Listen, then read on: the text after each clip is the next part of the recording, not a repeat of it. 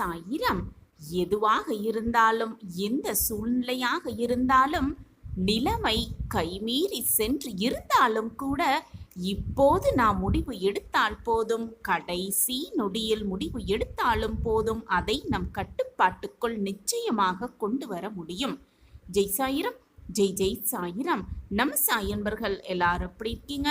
எல்லாரும் நல்லா இருப்போம். ஓம் சாயிரம். என் அன்பு பிரியமே, யாரிடமும் சொல்லாமல் தனிமையில் அமர்ந்து இதை நம்பிக்கையோடு கேள், மௌனமாக கேள், நிதானமாக கேள்.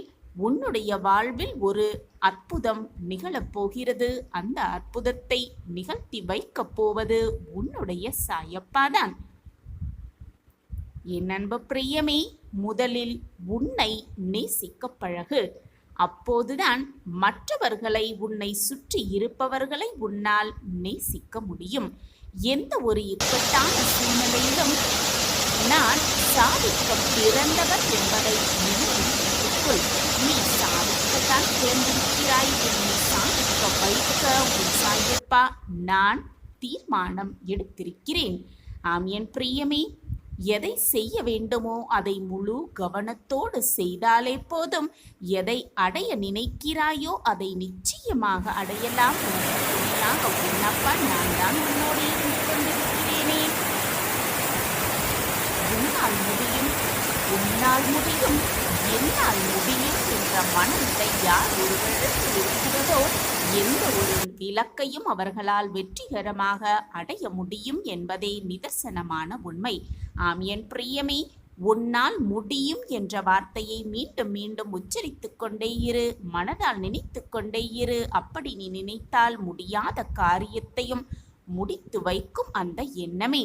ஆம் என் பிரியமே, உன்னை உன்னோடு மட்டும் ஒப்பிட்டு பார்க்க பழகிக்கொள். ஏனென்றால் உன்னை போல் இந்த பிரபஞ்சத்தில் வேறு யாருமே இல்லை.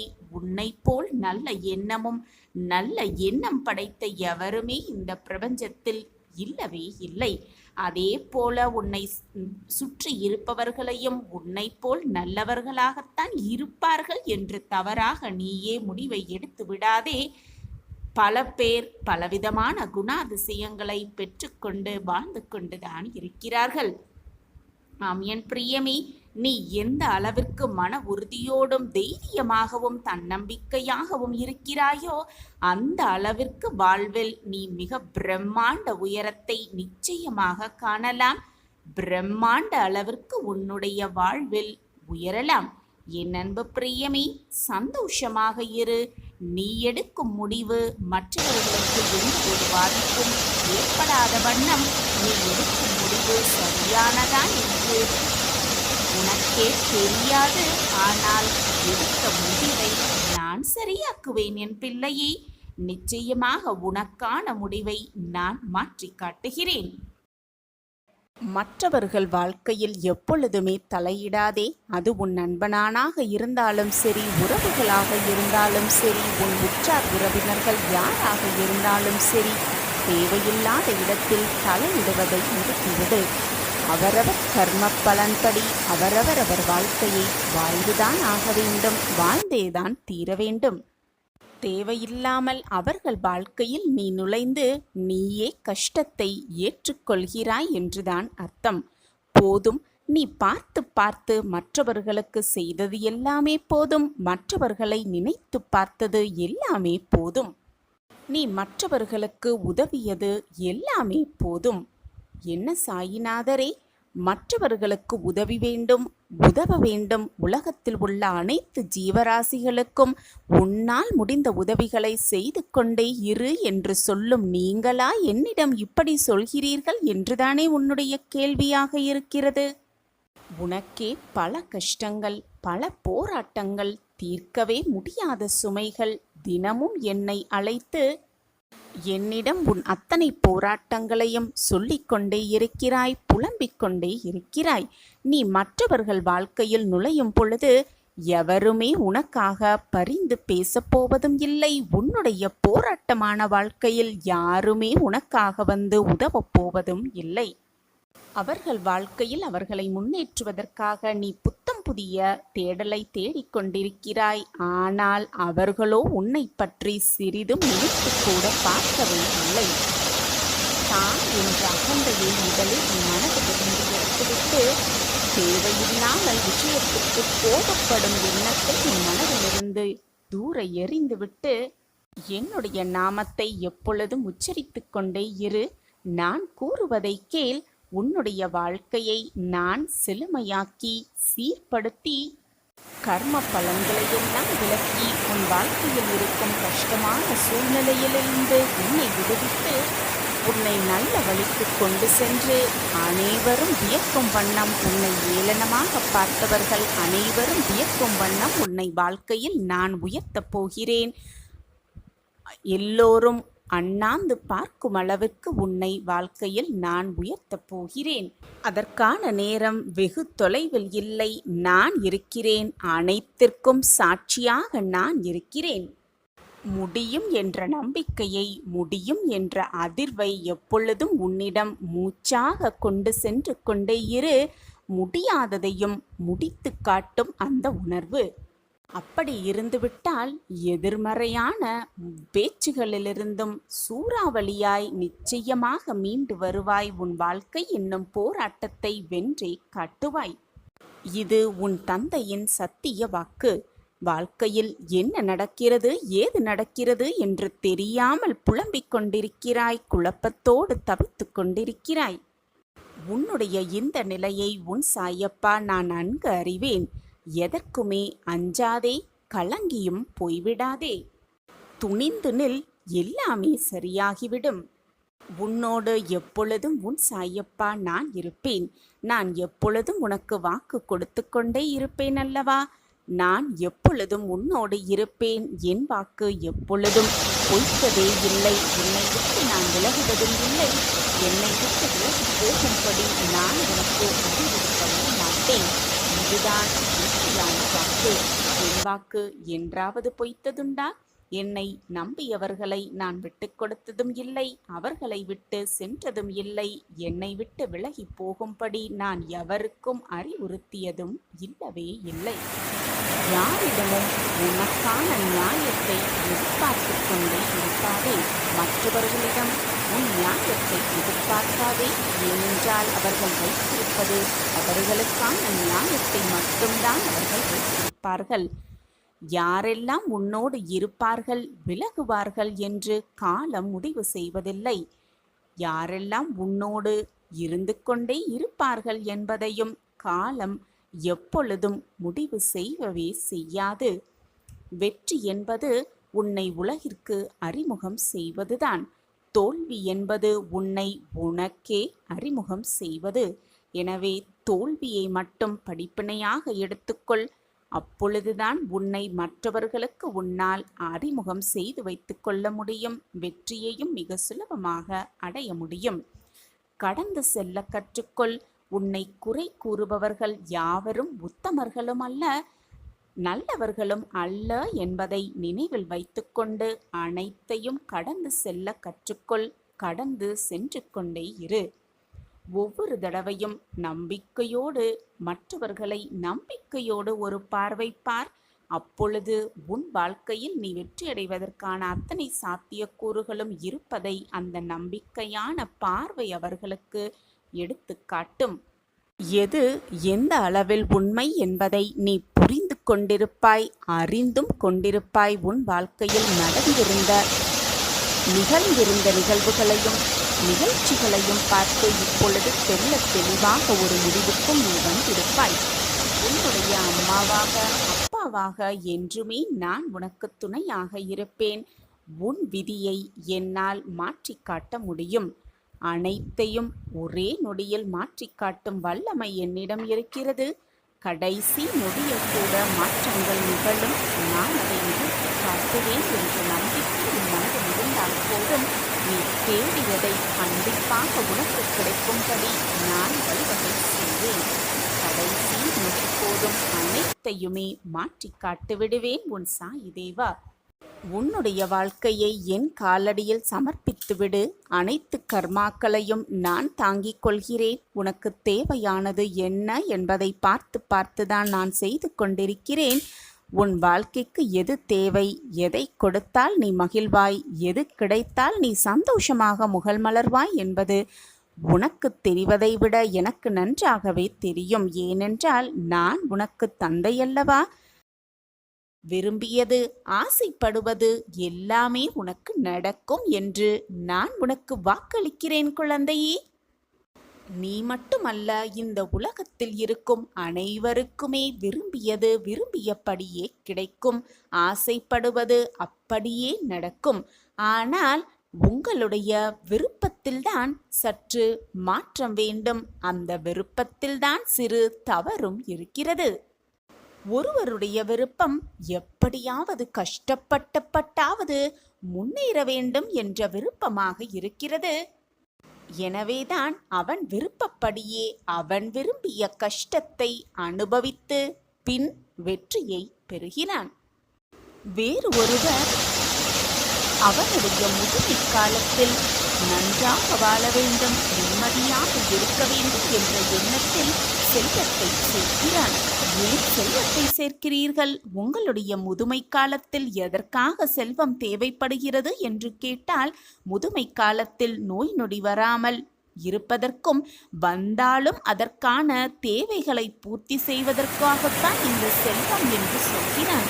அவனுடைய விருப்பத்தின் பேரிலேயே அவன் நோய்வாய்ப்பட்டு கஷ்டப்பட்டு அந்த பணத்திலிருந்து அதிலிருந்து மீண்டு பின் நிம்மதியாக வருகிறான். வேறு ஒருவரோ அவரைப் போல் வாழ வேண்டும், இவரைப் போல் வாழ வேண்டும் என்று விருப்பப்படுகிறார்கள். ஆனால் வெளி தோற்றத்திற்காகத்தான், வெளி தோற்றத்திற்கு மட்டுமே அவர்கள் சந்தோஷமாக இருப்பது போல ஒரு தோற்றம் தோன்றினாலும் அவர்கள் மனதிற்குள்ளும், ஏன் அவர்கள் உண்மையான வாழ்வில் கூடும் அத்தனை பிரச்சனைகளையும் சோதனைகளையும் அவர் சந்தித்து கொண்டுதான் இருக்கிறார்கள் என்பது விருப்பப்பட்ட அந்த மனிதனுக்கு தெரியவும் இல்லை, புரியவும் இல்லை. அதனால்தான் அவரைப் போல் வாழ வேண்டும், இவரைப் போல் வாழ வேண்டும் என்று ஆசைப்படுகிறான். அவனுடைய விருப்பப்படியே அவன் படுகின்ற, அவரைப் போல் வாழ வேண்டும், இவரைப் போல் வாழ வேண்டும் என்று அவர்கள் படுகிற கஷ்டத்தையே விருப்பப்பட்டவனும் அனுபவிக்கிறான். பின் சந்தோஷத்தை பெறுகிறான். எதை பற்றியும் சிந்திக்காமல், யாரை பற்றியும் நினைத்து பார்க்காமல், எது வந்தாலும் என்னதான் நிகழ்ந்தாலும் நான் நிம்மதியாக இருப்பேன், சந்தோஷமாகவே இருப்பேன், நிம்மதியாகத்தான் என் வாழ்வு இருக்கும் என்று நினைப்பவர்கள் எப்பொழுதுமே விருப்பப்படியே சந்தோஷத்தை மட்டுமே அனுபவிப்பார்கள். வேறு பலரோ அது இருந்தால் நான் சந்தோஷமாக இருப்பேன், இது கிடைத்தால் நான் ஆனந்தமாக இருப்பேன் என்று சொல்லிக் கொண்டே இருப்பவர்கள் அந்த சந்தோஷத்தை அவர்கள் விருப்பப்படியே அந்த சந்தோஷம் அவர்களை விட்டு விலகி நின்று அவர்கள் எதிர்பார்த்தது, அவர்கள் ஆசைப்பட்டது, அவர்கள் கிடைப்பது, ஆசைப்படுவது அனைத்தும் அவர்களுக்கு கிடைக்கும் வரை அவர்களுடைய சந்தோஷத்தை அவர்கள் தள்ளி வைத்து கொண்டுதான் இருக்கிறார்கள். என் தலையை அடமானம் வைத்தாவது என்னுடைய கடனிலிருந்து நான் வெளியே வர வேண்டும் என்று நினைப்பவர்கள் நிச்சயமாக தலையை அடமான வைக்கக்கூடிய அத்தனை கஷ்டத்தையும் அனுபவித்து பின்தான் அந்த கடனிலிருந்து நீக்கிறார்கள். இப்படியாக அனைத்து இன்பத்தையும் வேண்டும் வேண்டும் என்று நினைத்து கொண்டிருப்பவர்கள் அந்த இன்பத்திலும் ஒரு துன்பத்தை கலந்துதான் யோசிக்கிறார்கள். அவர்கள் விருப்பப்படிதான் அவர்களுடைய வாழ்வும் அந்த துன்பத்தை அனுபவித்த பின்தான் இன்பத்தை சந்திக்கிறது. இப்பொழுது புரிகிறதா? நீ விரும்பியது விரும்பியபடியே உனக்கு நடக்கும் என்று நான் உனக்கு கூறுவது இப்பொழுது உனக்கு புரிகிறதா? நீ விரும்பியதுதானே உனக்கு நடக்கிறது, நீ கேட்பதுதானே உனக்கு கிடைக்கிறது, நீ நினைப்பதுதானே உனக்கு நடக்கிறது. நீ நல்லதாகவே நினைத்தால் எதுவுமே உனக்கு நல்லதாகவே நடக்கும். நேர்மறை எண்ணத்தோடு இருந்தால் உன் வாழ்வில் அனைத்தும் உனக்கு நேர்மறை எண்ணமாகவே நிகழும். நீ நினைப்பதுதான் உன் வாழ்வு. இதை புரிந்து கொண்டாலே போதும் பெண் பிள்ளையே, உன் வாழ்வு நிம்மதியாகவே இருக்கும், சந்தோஷம் மட்டுமே நிறைந்து இருக்கும். எதை நோக்கி உன் எண்ணங்கள் பாய்கிறதோ, எதை நோக்கி உன் எண்ணங்கள் செல்கிறதோ அதன்படிதான் உன் வாழ்வும் இருக்கும். இப்படி இருந்தால்தான் இன்பம், அப்படி இருந்தால்தான் இன்பம் என்று நீ விருப்பப்பட்டதால்தான், நீ விரும்பியதால்தான் எல்லாமே உனக்கு நடக்கிறது. அப்படி இருக்க வேண்டுமே என்று பலவித துன்பத்தையும் நீ அனுபவித்துக் கொண்டிருக்கிறாய். அந்த துன்பத்திற்கு பின் இன்பத்தையும் சந்திக்கிறாய். ஆனால் நீ விருப்பப்பட்ட அந்த இன்பம் நடக்கும் பொழுது அதை இன்பமாகவே நீ உணர்வதே இல்லை. எந்த கோணத்தில் நீ அணுகுகிறாயோ, எந்த கோணத்தில் உன் பார்வை இருக்கிறதோ, எந்த கோணத்தில் உன் மனம் செல்கிறதோ அதன்படிதான் உன் வாழ்வும் அமைகிறது, மாறுகிறது என்பதுதான் வாழ்வின் இரகசியமாகவே இருக்கிறது. எனவே ஒன்றை நன்றாக புரிந்து கொள். நீ மாற்றிக்கொள்ள வேண்டியது உன்னுடைய விருப்பங்களை அல்ல, உன்னுடைய சிந்தனைகளை, உன்னுடைய நோக்கங்களை, உன்னுடைய எண்ணங்களை, உன்னுடைய பார்வையை, உன்னுடைய மனதை. எனவே நன்றாக சிந்தனை செய்து உன்னுடைய எண்ணங்கள், உன்னுடைய வார்த்தைகள், உன்னுடைய பார்வைகள் அனைத்துமே எதிர்மறை எண்ணங்களாக இல்லாமல் நேர்மறை எண்ணங்களாகவே இருக்கும்படி பார்த்துக்கொள். எப்படியாவது கஷ்டப்பட்டாவது வாழ்க்கையில் முன்னேற வேண்டும் என்று நினைப்பதை விட்டுவிட்டு வாழ்வில் நாம் இஷ்டப்பட்டபடியே வாழ்வில் சந்தோஷத்தை அனுபவிக்க வேண்டும் என்று மாற்றி சிந்தித்தாலே போதும். உன் இஷ்டப்படியே உன் வாழ்வும் சிறக்கும், உன் வாழ்வும் மெழுகும். எந்த தடை வந்தாலும் அதை நம்பிக்கையோடு தாண்டி நான் முன்னேற வேண்டும் என்ற எண்ணமே உன் மனதில் எழ வேண்டாம். தடைகளே இல்லாமல் என் வாழ்வில் இருக்க வேண்டும், அந்த தடைகளே இல்லாத வழியில் நான் சென்று வெற்றியை அடைய வேண்டும் என்று உன் எண்ணத்தை மாற்றி அமைத்து கொண்டாலே போதும், உன் வாழ்வு சிறக்கும். அப்படி இருந்து பார். அப்பொழுது தடைகளே உன்னை நெருங்கினாலும் கூட அந்த கஷ்டத்தை நீ உணரவும் மாட்டாய். அது உன் மனதை பாதிக்கவும் செய்யாது. புரிந்து கொண்டாயா என் பிள்ளையே? புரியவில்லை என்றால் மனதை ஒருமுகப்படுத்தி சாயப்பா முன்களுக்கு முன்பாக நம்பிக்கையோடு உட்கார்ந்து கொண்டு மீண்டும் ஒரு முறை கேள். உன் மனதில் தீர்க்கமான ஒரு தெளிவு பிறக்கும். சற்று பொறுமையாக இரு. உனக்கு என்று எழுதப்பட்டது, உனக்கு என்று முடிவு செய்யப்பட்டது உன்னிடம்தான் வந்து சேரும். யார் தடுத்தாலும் அதை உன்னிடம் கொண்டு வந்து சேர்ப்பதை யாருமே தடுக்க முடியாது. யார் தடுத்தாலும் அது நிச்சயமாக உன்னிடம் வந்து சேரும். ஏனென்றால் உனக்கு வந்து சேர வேண்டியதில் உனது பெயர்தான் எழுதப்பட்டிருக்கும். இது ஏற்கனவே முடிவு செய்யப்பட்டவைதான். ஏற்கனவே முடிவு செய்ததுதான் உன் வாழ்க்கையில் நடந்தது, நடந்து கொண்டிருக்கிறது, இனியும் உன் வாழ்வில் நடக்கும். நீ நினைப்பதாலோ, வருத்தப்படுவதாலோ, போராடுவதாலோ, புலம்புவதாலோ, கண்ணீர் சிந்துவதாலோ எதுவுமே மாறப்போவதில்லை. உன் பெயர் எழுதப்பட்டிருப்பது வேறு யாருக்கும் சென்று அடைய சாத்தியமே இல்லை. எந்த மானிடனும் அதை மாற்ற முடியாது. ஏனென்றால் அந்த தீர்ப்பை எழுதியவன், உன் பெயரை எழுதியவன் இறைவன்தான். இறைவன் எழுதிய எழுத்தை மாற்றி அமைக்க இதுவரை எந்த மானிடனும் பிறக்கவே இல்லை.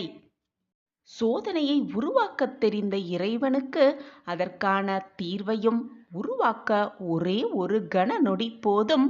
எனவே என் குழந்தையே, எப்பொழுதும் மனதை தெளிவாக வைத்துக்கொள். முயற்சியை கைவிடாமல் பார்த்துக்கொள். உன் முயற்சி போல் உன் வாழ்வில் நீ எப்பொழுதும் வெற்றி மேல் வெற்றி பெறுவாய். எல்லா நேரமும் மிக கவனமாக இரு. ஏனென்றால் உனக்கு நல்லது எந்த நொடி வேணாலும் மாறலாம். இப்பொழுது இந்த நொடி கூட உனக்கு நல்லது நடக்கப் போகும் நொடியாக கூட இருக்கலாம். எனவே சற்று கவனமாக இரு. இப்பொழுது எதை நினைத்து இதை கேட்டுக்கொண்டிருக்கிறாயோ, எதை நினைத்து கவலைப்பட்டு கொண்டு இதை கேட்டுக்கொண்டிருக்கிறாயோ, அது எல்லாமே சரியாகும் கூடிய விரைவில். என் வாழ்க்கையில் முன்னேற்றமே இல்லையே, நான் என்ன செய்வது என்று கவலைப்படாதே. உன் வாழ்வு பின்னோக்கி செல்லாமல் இருப்பதே மிகப்பெரிய முன்னேற்றம் என்பதை நினைத்து கொண்டு மனதை திடப்படுத்திக்கொள். உன் வாழ்க்கைக்கான முன்னேற்றம் கூடிய விரைவில் வரும். உன் சாயப்பா அதை ஏற்படுத்துவேன் என்ற நம்பிக்கையோடு இரு. என் அன்பு பிள்ளையே, உன்னை ஏளனமாய் பேசுபவர்களை ஏறெடுத்தும் பாராதே, அவர்களை ஏறெடுத்தும் பார்க்காதே.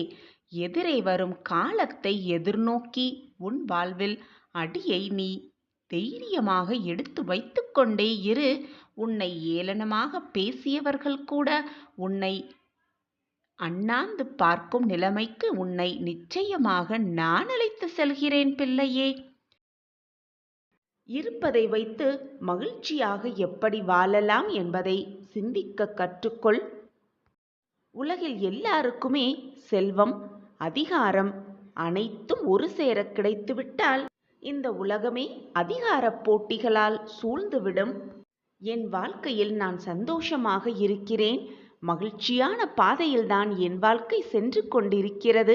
நான் நிச்சயமாக வெற்றியடைவேன், எனக்கு துணையாக என் அப்பா இருப்பார் என்ற நம்பிக்கை வார்த்தைகளை எப்பொழுதும் உன் மனதிற்கும் உனக்கும் சொல்லிக்கொண்டே இரு. உன் எண்ணம் போல் உன் வார்த்தைகள் போல் உன்னுடைய வாழ்வும் சுபிக்ஷமாகவே இருக்கும். அப்பொழுதுதான் உன்னுடைய துயரங்களையெல்லாம் மன வலிமையோடு உன்னால் எதிர்கொள்ள முடியும். எது நடந்தாலும் வருத்தப்படாதே, கண்ணீரை வீணாக்காதே. அது மட்டுமல்லாமல் உனக்கு வரும் தோல்விகளைக் கண்டு துவண்டு போய்விடாதே. வாழ்க்கையே போய்விடுமென சூழல் வந்தாலும் உன் வாழ்க்கையையும் உன் விதியையும் மாற்றியமைக்க உன் அப்பா இருக்கும் பொழுது வீணாக எதற்கு புலம்பிக் கொண்டே இருக்கிறாய்?